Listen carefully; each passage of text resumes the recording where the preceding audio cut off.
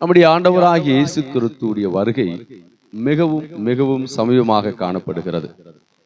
கர்த்தர் தாம் ஆரவாரத்தோடும் பிரதான தூதுடைய சத்தத்தோடும் தேவ எக்காலத்தோடு கூட வருவார் என்று சொல்லி வேதம் சொல்லுகிறது.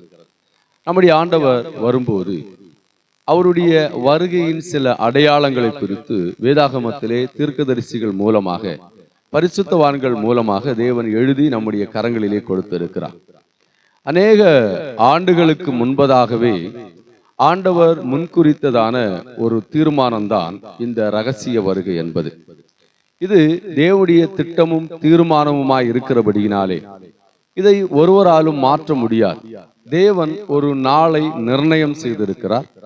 அந்த நாளிலே அவர் வருவார். அவர் வரும்போது அவருடைய வருகைக்கு ஆயத்தமாய் இருக்கிற எல்லா பரிசுத்தவான்களையும் தம்மோடு கூட எடுத்து அவரோடு கூட சதா காலமும் வாழும்படியாக செய்வார்.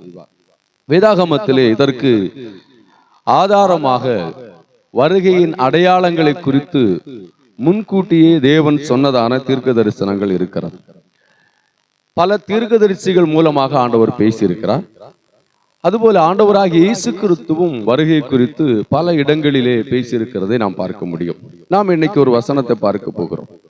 மத்தேயு எழுதின சுவிசேஷம் 24வது அதிகாரம் 15வது வசனம். மேலும் பாழாக்குகிற அருவருப்பை குறித்து தானியேல் தீர்க்கதரிசி சொல்லியிருக்கிறானே, வாசிக்கிறவன் சிந்திக்க கடவான், நீங்கள் அதை பரிசுத்த ஸ்தலத்தில் நிற்க காணும் போது என்று சொல்லப்பட்டிருக்கிறது. மத்தேயு எழுதின சுவிசேஷம் 24ஆம் அதிகாரம் முழுவதும் ரகசிய வருகை எப்போது சம்பவிக்கும், இந்த உலகத்தின் முடிவு எப்படியாக இருக்கும் என்பதை குறித்து ஆண்டவராகிய இயேசு கிறிஸ்து தன் ஆவினாலே தீர்க்க தரிசனம் உரைத்தார். அந்த தீர்க்க தரிசனத்திலே ஒரு வார்த்தை தான் நாம் இன்னைக்கு வாசித்து கேட்டதான இந்த பகுதி. ஆண்டவராகிய இயேசு கிறிஸ்து தானியேல் சொன்ன ஒரு தீர்க்க தரிசனம் இருக்கிறது. அந்த தீர்க்க தரிசனங்கள் நிறைவேறும் போது கர்த்தருடைய வருகை இருக்கும் என்று சொல்லி ஆண்டவர் மிகவும் துல்லியமாக தெளிவாக இங்கே சொல்லுகிறதை நாம் பார்க்க முடியும். தானியேல் இந்த தீர்க்க தரிசனத்தை குறித்து என்ன சொல்லி இருக்கிறார்? வேதாகமத்தை நீங்கள் என்னோடு கூட திருப்பிக் கொள்ளுங்கள். தானியேலின் புஸ்தகம் 9வது அதிகாரம் அதிலே 27வது வசனம். அவர் ஒரு வாரம் அளவும் அநேகருக்கு உடன்படிக்கையை உறுதிப்படுத்தி அந்த வாரம் பாதி சென்ற போது பலியையும் காணிக்கையும் ஒழிய பண்ணுவார். அருவருப்பான செட்டைகளோடு கூட பாழாக்குகிறவன் வந்து இறங்குவான். நிர்ணயிக்கப்பட்டிருக்கிற நிர்மூலம் பாழாக்குகிறவன் மேல் தீரும் மட்டும் சொரியும் என்றார். இதே வார்த்தை தான் மத்தேயு எழுதின சுவிசேஷத்துல ஆண்டவராகிய இயேசு கிறிஸ்து சொல்லுகிறார். அதாவது தானியேல் சொன்ன அந்த வார்த்தையை ஆண்டவர் எடுத்து அதை மென்ஷன் பண்ணி இங்கே ஒரு தீர்க்க தரிசனத்தை சொல்லுகிறதை பார்க்க முடிகிறது. இங்க பாருங்க, மேலும் பாழாக்குகிற அருவருப்பு. ரெண்டு இடத்திலையுமே இந்த பாழாக்குகிற அருவருப்பு என்று சொல்லப்பட்டிருக்கிறது. இது அந்தி கிறிஸ்துவை குறித்து சொன்னதான ஒரு தீர்க்க தரிசனம். இந்த வசனத்தின் அடிப்படையில ஆண்டவராகிய இயேசு கிறிஸ்து நமக்கு சொல்லுகிற காரியம் என்ன அப்படின்னா, அந்தி கிறிஸ்துடைய வருகையானது இந்த பூமியிலே சம்பவிக்கும். அந்த சூழல்ல தான் ரகசிய வருகையும் காணப்படும். அப்போ இந்த பாழாக்குகிற அருவருப்பு மகா பரிசுத்த ஸ்தலத்தில் நிற்கும் போது நீங்கள் ஒரு காரியத்தை புரிந்து கொள்வீர்கள். ஆண்டவராகிய இயேசு கிறிஸ்து வந்து விட்டார்.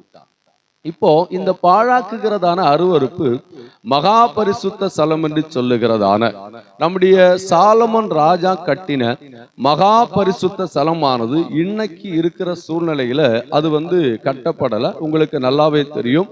இது பாலஸ்தீனாவில் இருக்கிறது. அங்கே அல் ஹசாங்கிறதான ஒரு மசூதி காணப்படுகிறது. யூதர்கள் இதை பிடித்து எடுப்பதற்காக போராடி கொண்டிருக்கிறாங்க.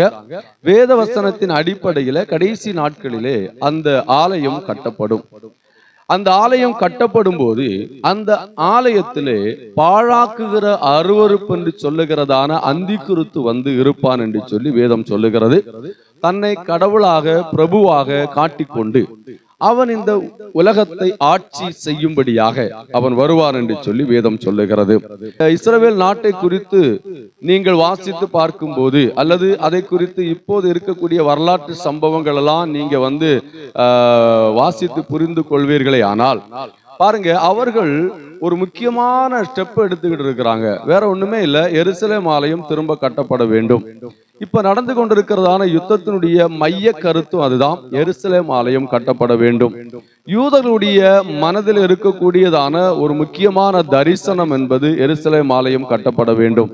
அதற்கான எல்லா காரியங்களையும் அவர்கள் செஞ்சுக்கிட்டு இருக்கிறாங்க. பல நியூஸ்களை நீங்க கேட்டிருப்பீங்க.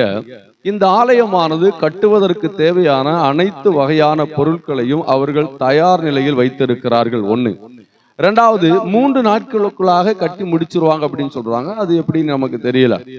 ஆனால் என்னதான் இருந்தாலும் இந்த இஸ்ரவேல் ஜனங்கள் இந்த ஆலயத்தை கட்டுவதற்கான எல்லா ஏற்பாடுகளும் இன்னைக்கு செஞ்சுட்டு இருக்கிறாங்க. அது மட்டும் மாற்று கருத்து இல்ல, கண்டிப்பாக அவர்கள் அதை கட்டி முடிப்பார்கள். அதற்காக தான் இந்த யுத்தங்கள் எல்லாம் நடந்து கொண்டிருக்கிறது. வேத வசனத்தின் அடிப்படையில நான் சொன்னது உங்களுக்கு புரிஞ்சிருக்கும் நினைக்கிறேன். இப்போ பாழாக்குகிற அருவருப்பு மகா பரிசுத்த ஸ்தலத்திலே நிற்கும். அது நிற்கும் போது நீங்கள் ஒரு காரியத்தை புரிந்து கொள்ளுங்க, ஆண்டவராகிய இயேசு கிறிஸ்துவின் வருகை சமயமாக இருக்கிறது. இந்த காரியத்தை சுருக்கமாக ஒரு சில காரியங்களை நான் ஆவிக்குரிய ரீதியாக உங்களிடத்தில் சொல்லும்படியாக விரும்புகிறேன். இந்த பாழாக்குகிறவன் யார் அப்படின்னா அந்திக்கிறிஸ்து. இவன் மகா பரிசுத்த ஸ்தலத்துக்குள்ள வருவான்.